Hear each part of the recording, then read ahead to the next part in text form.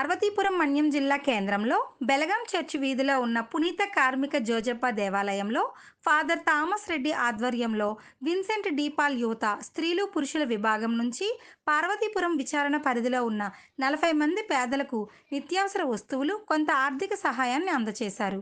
ఈ సందర్భంగా father Thomas Reddy ఈ కార్యక్రమంలో మాట్లాడుతూ ఇంకా మరెన్నో సేవా కార్యక్రమాలను విన్సెంట్ డీపాల్ విభాగాల తరపున నిర్వహించాలని సభ్యులకు పిలుపునిచ్చారు. ఈ కార్యక్రమంలో విన్సెంట్ డీపాల్ నాయకులు సభ్యులు పాల్గొన్నారు.